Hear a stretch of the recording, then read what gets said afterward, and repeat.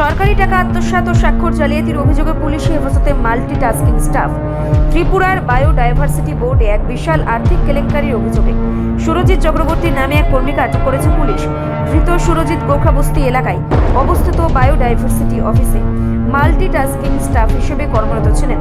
রবিবার new capital complex থানায় police তাকে আটক করে।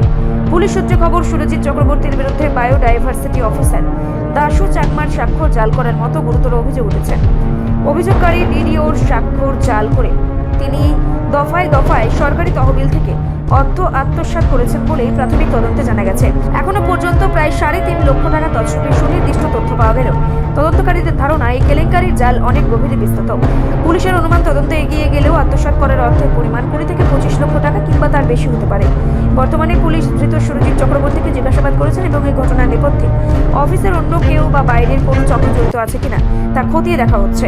সরকারি আধিকারিকের জাল সই করে যেভাবে বিপুল পরিমাণ অর্থ হাতিয়ে নেওয়া হচ্ছে তা নিয়ে দপ্তরের প্রশাসনিক নিরাপত্তা ও নজরদারি নিয়ে বড়সড় প্রশ্ন উঠছে। পুলিশ জানিয়েছে, সমস্ত নথিপত্র এবং ব্যাংক ট্রানজ্যাকশন খতিয়ে দেখে খুব শীঘ্রই এই জালিয়াতির প্রকৃত রহস্য উন্মোচন করা হবে। এই ঘটনায় এলাকায় ব্যাপক চাঞ্চল্যের সৃষ্টি হয়েছে।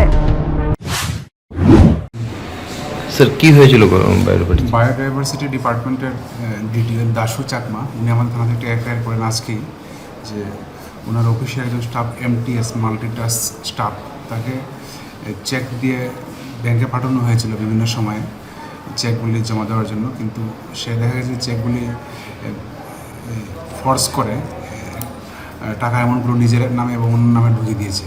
তো সেই বিষয়ে একটা এফআইআর রেজিস্টার হয়েছে। আপাতত 3,16,000 টাকা মানে হেরফের করেছে এবং পাওয়া গেছে। এটা অ্যামাউন্ট আরও বাড়তে পারে, তদন্তে আস্তে আস্তে বোঝা যাবে। কয়টা চেক, কত লক্ষ টাকা? তিনটে চেক টোটাল। কত লক্ষ টাকা? একটা 1,46,000, একটা 1,14,000, একটা 56,000। মানে সে কি একই করেছে না তার সাথে অন্য কেউ জড়িত আছে? এখন অবধি তো একটা জন্যই পাওয়া গেছে, আমরা ইনভেস্টিগেশন করে দেখছি আর যুক্ত আছে কিনা।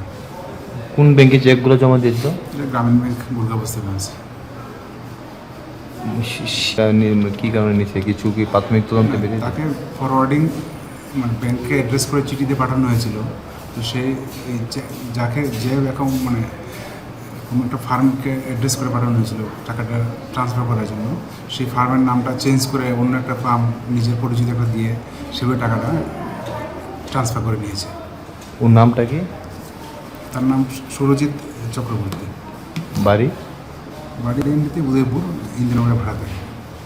আজকে আপনারা কোথা থেকে দৌড়ে তাকে? তাকে আমরা বাড়ির থেকে নিয়েছি জিজ্ঞাসাবাদের জন্য, এখন অ্যারেস্ট করা হবে।